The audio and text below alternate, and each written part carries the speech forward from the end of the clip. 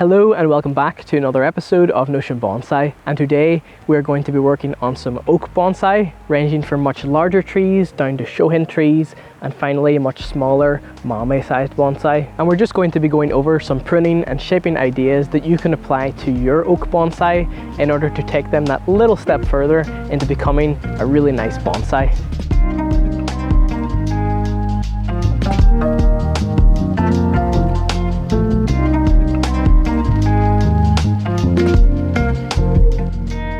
So we're going to start with this great big oak bonsai forest. So guys, this forest was grown from a seed which I collected 4 years ago. When I collected them, I straight away just sow into this container, and ever since it was grown kind of like unchecked. It's nice as it is, but I think with a bit of wiring we can add a tiny bit more interest to it and just, you know, prune out as the obvious faults. So it really just goes to show, if you have an oak tree nearby, go collect some acorns, plant the seeds, and in a few years you could end up with trees this big or even bigger if you were to upsize the pot year after year and get a much thicker trunk. Oak trees grow like crazy once they get going. So what we're going to do with this one, we're thinking one option would be to wire all the trunks in a twisty way. And then we were chatting about, you know, if they were all twisty, it could get too distracting, so much twisty things all together in the one pot. So instead we may go for sort of a fanning outward shape where the trees all sort of come from the center, as if it's a clump style, as if there's like an emanating point in the center, then the trees are flaring out from that. And it's almost like a miniature landscape where if you imagine the sun, it rises here,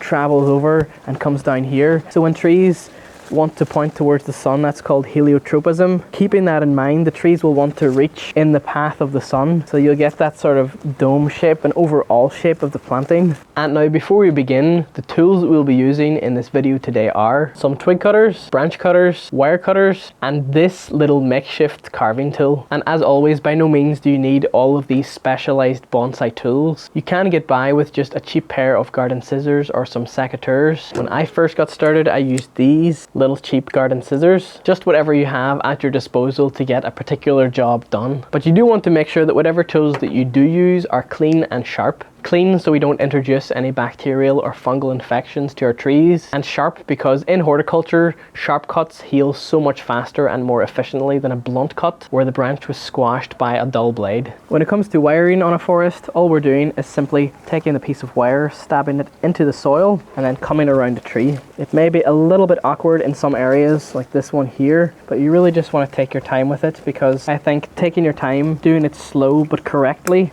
is so much better than rushing it and damaging the branch. As a general rule with most bonsai and even forest plantings, you don't want to have any branches on the bottom third of the planting. So in this case here, these branches do fall into this category, and even here there's 1, 2, 3 branches coming from the one spot. And if these are kept any longer, we will again get that inverse taper. So for that reason, definitely has to go. It's an eye poker branch growing straight toward the viewer, hiding the trunk line. So we'll take that off here. We may be able to do something with this one. Maybe have a little branch coming from here. Another reason why this one should go is because it's growing in towards the center of the planting. And in forests, not only oak forests, but most forests and bonsai, if it's growing in towards the center, it's not going to get light because of the canopy on top. As you can see here on one of the trunks, there's 3 branches coming from the one spot. And as it is right now on this, we actually already have inverse taper. It swells quite a bit there. And no matter what we do, for example, if we tried to remove 2 of the branches, you still got that inverse taper, and it's really difficult to get rid of that. So to make this more seamless, instead we're going to cut it here down to the next branch, or even you could cut it here down to this branch behind with this as the leader, and that way you'll get a nice seamless taper the way it was before. There's no getting rid of this. With this piece that we cut off, you could try and get rid of the inverse taper in a really sort of unconventional way and try and make it look good by sculpting the branch like that, and then that's going to heal over and it may look good. That is one way of doing it, but it will never look as nice and as seamless as just chopping it back to a fresh branch and growing it that way. But if you really don't want to part with the branch, this is another way you can do it.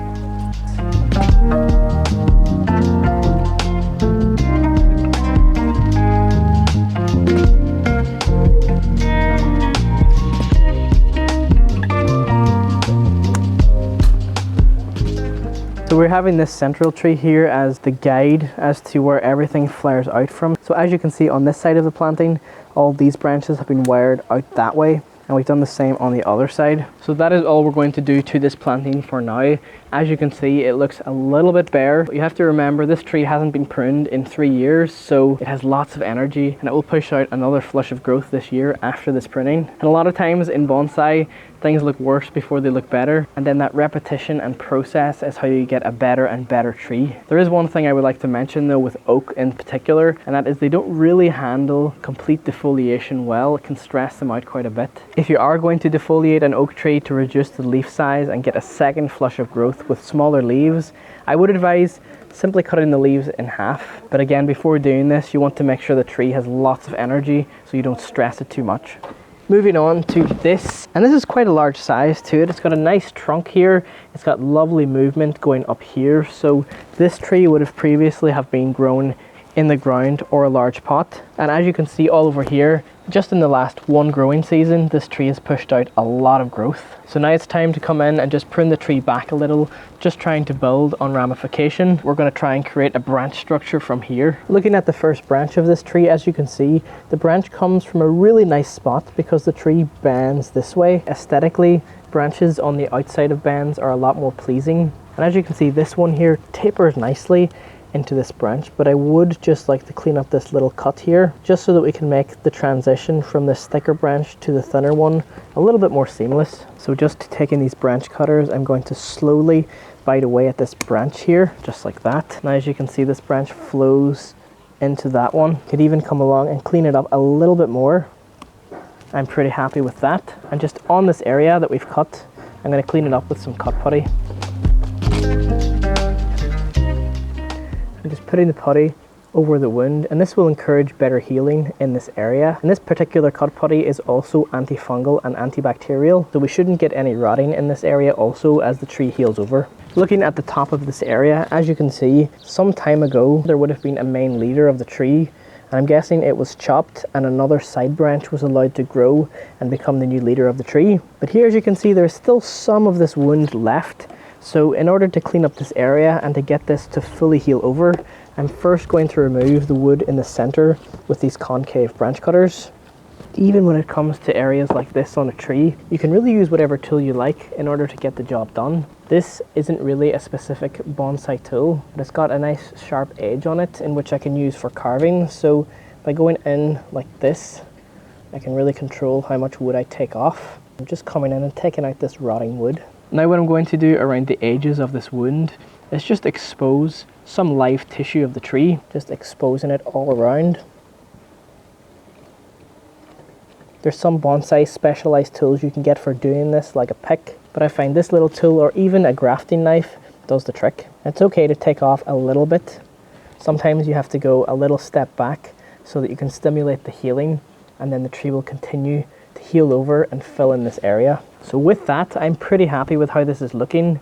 I'm just going to come in with the cut putty and fill the hole that we've made.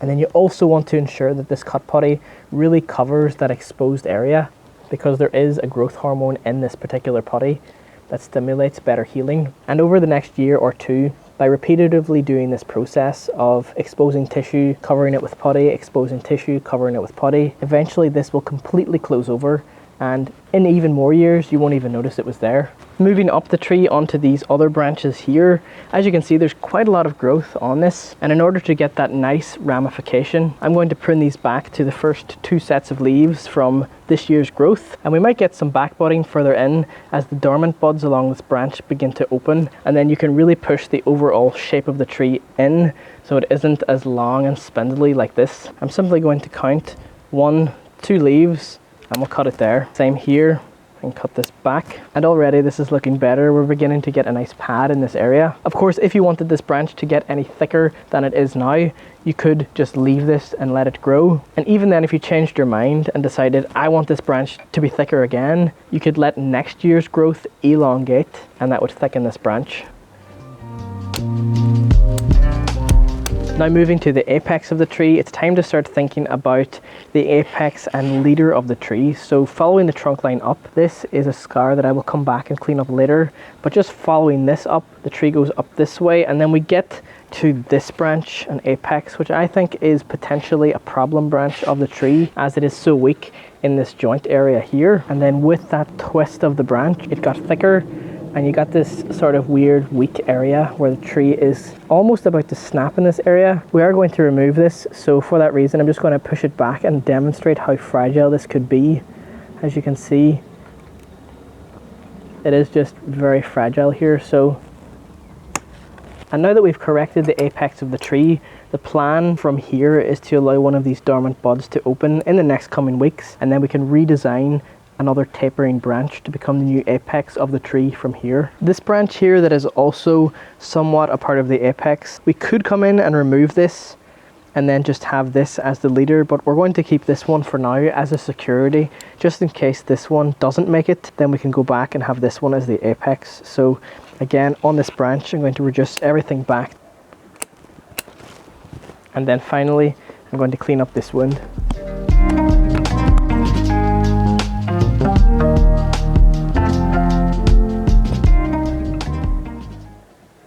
And now moving on to this oak bonsai. This is my tree, and this is more like a Shohin sort of medium-sized bonsai. And I've been developing this tree for the past 3 years, and I really like the leaves on this particular oak. Whenever I was first growing this, the leaves were quite big, but over time, as I've grown more branches and kept it in this pond basket, the leaves have gotten a little smaller. Among all the oaks that I have, I think this one is a really good example of how a wire scar on an oak can stay for quite a while. After the very first year of wiring this little oak, it bit in just a little too much on the trunk, and as you can see, there's now a wire scar the whole way around this. My plan is to incrementally up pot this tree and hope that through time, as this tree thickens, these wire marks may disappear. And if not, eventually whenever this oak gets its nice craggy bark, it may become less easy to see these scars. So the tree was allowed to grow. In the first year, I chopped it here. As you can see, there's a cut. I let it grow again, get really tall. Second year, I chopped it here, and that cut now is beginning to heal. And now again, this year, it's getting a little bit too tall. The section here is a little bit too straight for my liking. I think it's got loads of interest around the base.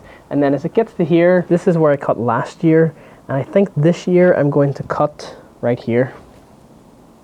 So this is all that I have removed. It is the longer way of doing it, but as you can see, through just clipping and growing, we get this lovely natural movement. And now I'm going to take this tree and just give it a high nitrogen fertilizer to allow it to push out a second flush of growth this year. And more or less just forget about this tree until next year or even the year after, whenever it grows more again. So this little branch that I have kept on top is going to become the new leader of the tree. And personally, I wouldn't really advise trying to root oak from cuttings. They grow so quickly from seed, but just from experience, they don't really root from cuttings, and I have found oaks are quite tricky to air layer also. Moving on to these next trees, these are just 2 little oaks that I grew from seed last year, and these are what I'm going to use to create some Mame oak bonsai. Let's just try and take these out of the pot. I know it is not repotting season, but I would just like to separate these, and they've separated themselves pretty easily here. I just threw them into some regular compost. As you can see, this one's got a large taproot, and there isn't really any roots in this compost, and that's why I really like to use free draining bonsai soil. This compost here doesn't really promote nice fine fibrous roots. This may be a little bit risky, but I'm going to take off just the bottom third of the taproot, and that's how I'm going to plant this one up. So I'm just going to take some 1.5mm aluminium bonsai wire, measure it to the tree. And because this isn't in a pot, you don't have to worry about stabbing it into the soil to anchor it or anything. We can simply come around the trunk like this, and then up and around the tree. You just want to make sure that the bottom coil here is anchored pretty well. That way it doesn't slip as you wire up the tree. So just getting to the top here, as I reach the top of this little tree, I don't really want to go really tight with the wire. I'm going to do what's known as an open coil, and that is just making a coil slightly wider than the branch. And it's more so to guide the tree into a direction of growth rather than holding it tightly. So on that there, I'm just going to cut this. And then from here, we can just give this little tree a shape. So I'm just going to twist this into a really nice S-curve. And I think that would look quite nice as a little Mame bonsai. Let's check out this other one. See how much root this one's got. This one seems to have a little more. As you can see, there's lots of nice fine feeder roots. So I'm not going to disturb these ones too much since it is the growing season. You don't want to go too much with these little trees because as they get older, they will thicken and the bend can look a little strange as they get older. So So I want this one to be more subtle. And you want to make sure that whenever you finish wiring these little trees, the top of the leaf continues to face upward, because this waxy side on the top is what's responsible for photosynthesis, and that's creating energy for the tree. And on the bottom side of the leaves, there is what's known as stomata or stoma, and these are essentially how the trees breathe. If you wire this and they're facing up like that, the leaves don't have that nice waxy coating to protect them from excess transpiration or evaporation of water off of the tree, and your trees may dry out and die, especially if they're little small mame ones like this. So whenever you're finished wiring, orientate the leaves upward again.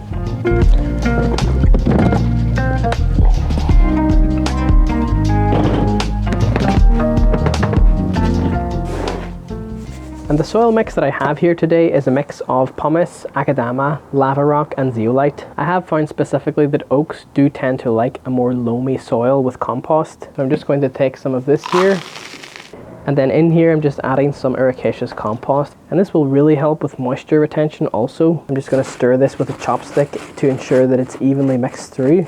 Then just putting in the tree, we can add the soil. And then by holding the tree straight in the pot, you can use a chopstick to work out any air gaps. Whenever I have this here in the pot, again, I want the leaves pointing straight up. I am pretty happy with that. Now I'm just going to do the same with the other tree.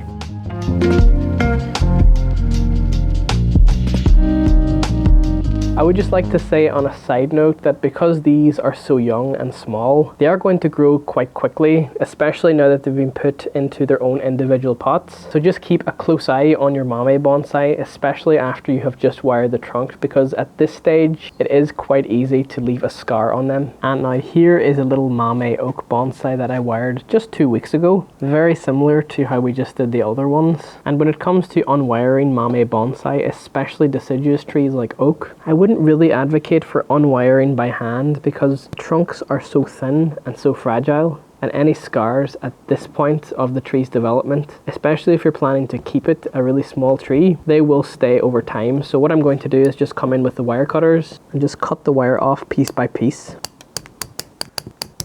Alright, so that is all the wire removed, and as you can see now, it has this really cool, interesting shape to it. It's got some character. The wire hasn't bit in too much. If you look close on this, you can see on the trunk there is some slight marks, but by no means has this bit in long enough to leave a scar on the tree. But you do want it to bite in like this, just a little.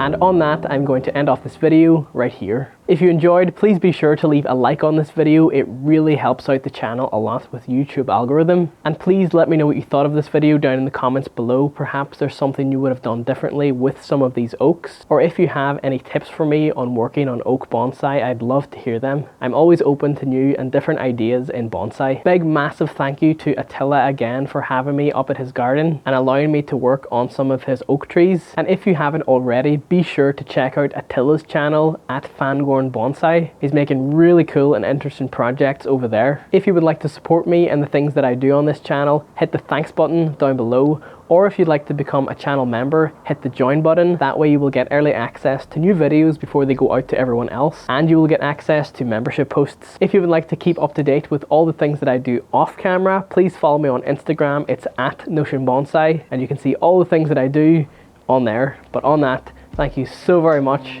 for watching.